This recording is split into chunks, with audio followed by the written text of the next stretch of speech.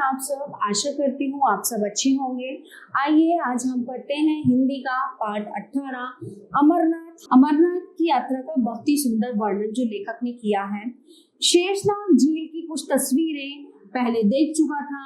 नीली झील का पानी कुछ ऐसा कि उससे निकलने वाली नील गंगा भी खूबसूरत हो उठी है, लेकिन जब उससे आगे चले तो महागुनस की चोटी पर पहुंचने के लिए हमें घोड़े पर चढ़ा दिया गया, क्योंकि ऑक्सीजन की कमी से जूते का फीता बांधने के लिए झुकना भी ऐसे लगे जैसे एक मन बोझ उठाकर खड़ा हुआ हो।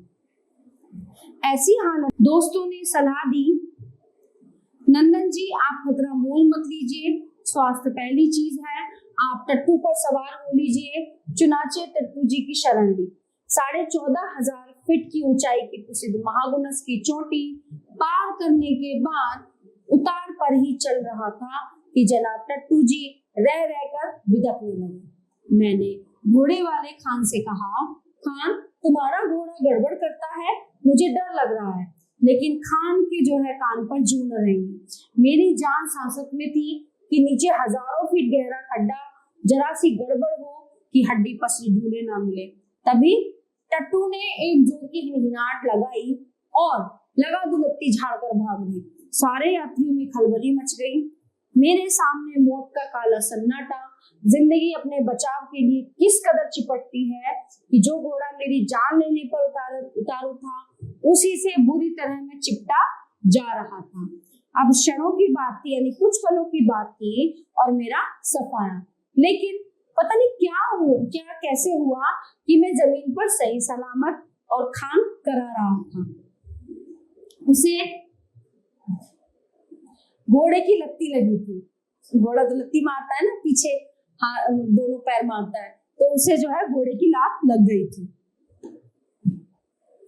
तो शायद समा कुछ दूसरा ही होता। दुलत्ती लगती उतरकर दुलत्ती लगती तो शायद समा कुछ दूसरा ही होता।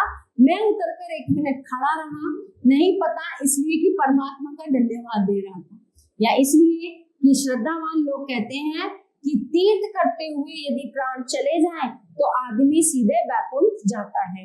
मेरा बैकुंठ का टिकट कैंसिल हो चुका था और लोग मुझे छू छू कर देख रहे थे। जाको राखे साइयां का जाप करते लोग गुजर गए। ऐसे में लोग पाप पुण्य का हिसाब लगाने लगते हैं, वो करने लगते हैं ना आपस में बातचीत, ऐसे हो जाए वैसे हो जाए। मैं अभी इसी शक्ति से नहीं उभर पाया था कि गड्ढे की तरफ अगर मैं गिरता खाई की तरफ तो मेरा क्या होता। अब बहरहाल इस हादसे से मेरी तथाकथित साहसिक यात्रा, अमरनाथ की यात्रा, अमरनाथ की तीर्थ भावना का उठ भी ले बैठी और मैं स्वभावतः तर्क की कसौटी पर श्रद्धा को भी कसकर देखने लगा। देखने वाला कैमरेबाज यात्री ईश्वर शक्ति पर आस्था रखकर पैदल आगे बढ़ने लगा। लेकिन इस व्यक्तिगत हादसे के संदर्भ में आपको शुरू से मैं अपने साथ ले चलता हूँ। ओके, हुआ यूं कि एक दिन एक फोन आया, नंदन जी कश्मीर चलिएगा? चलूंगा, अभी गया नहीं हूँ। कब चलना है? मैंने जवाब दिया, बताऊंगा, प्रेम कपूर और छोटे भी चल रहे हैं। इसी तरह मैं इस महायात्रा का एक यात्री बनकर जुड़ गया था। जाने के दिन तक सारी तैयारी पक्की थी। दिल्ली स्टेशन से जम्मू तवी तक रेल में और फिर बस से पहलगाम। जम्मू तक और भी कई बार जा चुके थे, मगर इस बार की यात्रा का कुछ दूसरा आनंद था। सैलानी मूड में बेर भी लेकर किसी स्टेशन पर खाए तो सेब का मजा दे।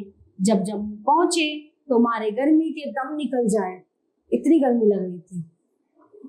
भला हो मेरे जम्मू रेडियो के मित्र वीर सक्सेना का, जो अपने 1 दर्जन नौजवान लेखक मित्रों के साहचर्य से दिन भर दिल ठंडा किए रहे, वरना जम्मू की गर्मी कश्मीर का नाम बदनाम करने पर तुली हुई थी। इतनी गर्मी थी वहां पे। सुबह की बस टिकट बुक करा लिए गए थे। रात काटने के लिए बस अड्डे के सामने टूरिस्ट हाउस में 2 कमरे लिए गए। रात आराम से कटी और सुबह तड़के उठकर सामान लेकर बस अड्डे पर जा लगे। सामान लादा और ड्राइवर साहब पूरे जम्मू शहर का चक्कर लगाते हुए हमें पहलगाम की ओर लेकर चल दिए। जम्मू शहर की परिक्रमा का कारण तब पता चला जब ड्राइवर साहब की पत्नी उन्हें हाथ हिलाकर विदा करने अपने घर से बाहर आई। जम्मू के आगे छोटे बड़े टीले पहाड़ियों में बदलने लगे और दोपहर तक पहाड़ियां पहाड़ों की शक्ल में ढल गई। चक्कर खाती हुई बस पाटनी टॉप पर आकर रुकी तो हवा का ठंडा झोंका कश्मीर की जलवायु की बानगी देने लगा। पाटनी टॉप पर जम्मू कश्मीर सरकार ने पर्यटक निवास बना रखे हैं। हरे भरे पाइन के सीधे तने खड़े हुए वृक्षों के बीच लाल छतों वाले मकानों की शोभा देखते ही रह जाने लायक थी। मगर बस वाला भी इस निगाह से बस चलाता तो पहलगाम पहुंचना नामुमकिन हो जाता। दोपहर का खाना पटनी टॉप से उतरकर खुर्द में खाया गया। इसके बाद की यात्रा दरियाए चिनाब के इलाके की यात्रा है, जो बहुत ही पहाड़ों से घिरा है। फुसे पहाड़ के धसके दिख रहे थे। थोड़ी सी बरसात पड़ी नहीं कि पहाड़ ऊपर से धसके और रास्ता जाम हो जाए, मतलब वो खिसक जाए। कपूर ने बताया कि एक बार राम बन के इस इलाके में फंस चुके हैं। अपने राम बस की खिड़की से चिनाब के भयंकर गंदे पानी का उफान मारता बहाव देखकर दंग थे। ये हाल तो बिन बरसात था, बरसात में तो कहर बरपा होता होगा। मजा ये है कि पूरी कश्मीर घाटी को जम्मू से जोड़ने वाला यही जमीनी रास्ता है। हवा में आप चले जाएं और दूसरा इसके अलावा कोई जरिया नहीं है।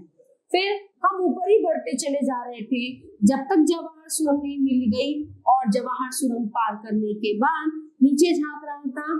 कंडक्टर साहब की कृपा की, उन्होंने पूछने के लिए ऐलान कर दिया कि वेरीनाग कौन कौन देखेगा। हमारा दल हाथ उठाने में आगे था। हमें तो सब कुछ देखना था, लेकिन कुछ लोग थे जो अमरनाथ के अलावा और कुछ देखने को राजी नहीं थे। तो कंडक्टर साहब ने पूछा, इसलिए था कि वेरीनाग जाने का रास्ता पहलगाम के सीधे रास्ते से अलग था, यानी कि भिन्न था। फिर और उसे अपने बस कारवां से अलग ले जानी पड़ती। उसके लिए करीब 300 रुपए और एक्स्ट्रा दिए गए और बस वेरीनाग को मुड़ गई। जहां बस रुकी वहां चिनार के घने पेड़ और खूबसूरत बगीचा था। पता चला ये जो नहर बह रही है ये झेलम का उद्गम स्थल है और उस कुंड को चारों तरफ से पक्का बांध दिया गया है। चिनाब के पानी के बिल्कुल विपरीत स्वच्छ निर्मल पानी का कुंड, यह मानने को आज भी मन नहीं करता कि इतना बड़ा दरियाई झेलम इतने शांत कुंड से निकला होगा। लेकिन हमारे मानने से क्या फर्क पड़ता है, अगर झेलम का उद्गम स्थल वही है तो है। वेरीनाग से जो बस चली तो हरियाली की गोद में दौड़ती रही। फिर जाने कब एक बहुत ही खूबसूरत नदी के किनारे किनारे वो पहलगाम जा लगी।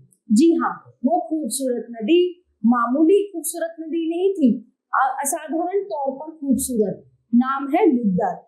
सच कहता हूँ, मैंने आज तक इतनी खूबसूरत नदी नहीं देखी। क्या पहाड़ी अल्लड़पन और क्या पानी का सफेद बहाव। तेजी ऐसी कि सांप शर्माए और गर्जना ऐसी कि समूचा पहलगाम उसके बिना सोना हो जाए। पहलगाम का दूसरा दिन करीब करीब यात्रा कार्यालय में ही बीता। नजमुद्दीन साहब छड़ी मुबारक श्रीनगर के शंकराचार्य मंदिर में प्रस्थापित शिवलिंग का प्रतीक है और अमरेश्वर शिव से श्रावणी पूर्णिमा को गुफा में जाकर सबसे पहले उन्हीं का मिलन होता है। छड़ी मुबारक आगे आगे फिर साधुओं का अपार झुंड और इसके बाद देश देशांतर के लगभग 12,000 यात्री, जिनकी सुख सुविधा के लिए कश्मीर सरकार महीनों पहले से यात्रा की तैयारी कराती है, रास्ता साफ कराती है, डॉक्टरों, पुलिस और संचार व्यवस्था का बंदोबस्त करती है। पहाड़ी यात्राओं के जो नियम सीख चला था, उनमें से एक नियम यह भी याद आया कि धीरे चलो। वह भी करके देख लिया, लेकिन थकावट आनी शुरू हो गई तो जैसे दौड़ती हुई आई। आधे मील के अंदर अंदर यह हालत हो गई कि एक शिला की शीतल छांव में ढूंढनी पड़ी। आगे पीछे देखा तो थोड़ी दूर पर केवल छोटे अपना डंडा खटकाते चले आ रहे थे। हमें सुस्ताता देखकर उनके भी जान में जान आई। कपूर कहीं बहुत पीछे, संतोष कहीं बहुत आगे। अपना 5वां साथी बैरा हमने बहादुर कहना शुरू कर दिया था। हमें ज्यादा थका देखकर नीचे उतरकर नीलगंगा का पानी थर्मस में भर लाया और यात्रियों का कारवां जो का त्यों यानी कि ऐसा ही जारी था। धीरे धीरे हम लोग हंसते सुस्ताते बैठते बतियाते चंदनबाड़ी के नजदीक आ गए। हमें पहले पड़ाव चंदनबाड़ी में ही रात बितानी थी। रास्ते में देखा गया कि ऐसा भी यात्री था जिसके टांग ही नहीं थी। बैसाखियों के सहारे ये हमसे ज्यादा तेजी से चल रहा था। इससे हमारी 2 सही सलामत टांगों का स्वाभिमान जागा और रफ्तार में तेजी आ गई। नीलगंगा के किनारे बसी हुई ये बस्ती धार्मिक दृष्टि से बहुत महत्वपूर्ण है। कथा के अनुसार एक बार काम, क्रीड़ा और खेत का बातों में भगवान श्री सदाशिव का मुख श्री पार्वती के नेत्रों के साथ लग गया। नतीजा ये हुआ कि उनका मुख अंजन के कारण काला हो गया। भगवान सदाशिव ने अपने मुख को काला देखा तो उसे श्री गंगा में धोया, जिससे गंगा जी का रंग काला पड़ गया। इस जल के स्पर्श से महापापों का नाश हो जाता है ना। जो हमारी नदियां हैं उनकी जो है बहुत तरह तरह की कहानियां हैं उनके ऊपर। नीलगंगा के नीले होने का ये धार्मिक रहस्य जानकर हिसाब लगाया कि पहलगाम में लिद्दर यानी कि लंबोदरी की खूबसूरती का रहस्य नीलगंगा की यही नीलिमा है। कुछ अस्थावान यात्री इस पानी की बर्फीली धार में शाम के धुंधलके में गोते लगाते दिखे।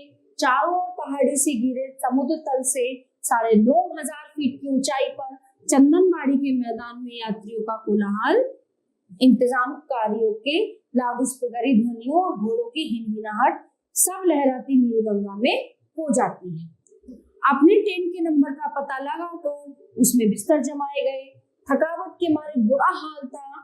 अपना पहलगाम वाला परिचित बहरा हम में से किसी को पानी दे रहा था, किसी के लिए चाय ला रहा था। यात्रा के साथ चल रहे मोबाइल भोजनालय से खाना लाकर खाया गया और सारे बंदों को बिस्तरों पर लेटने की देरी थी कि नींद ने दबोच लिया। सुबह आंख खुली तो टेंट के पीछे की रस्सियां खुली हुई और छोटे की ऊनी सदरी चश्मा, जिसके बिना उसकी समूची यात्रा भी धुंधली रही, और बहादुर की जो है बरसाती जैकेट गायब थी।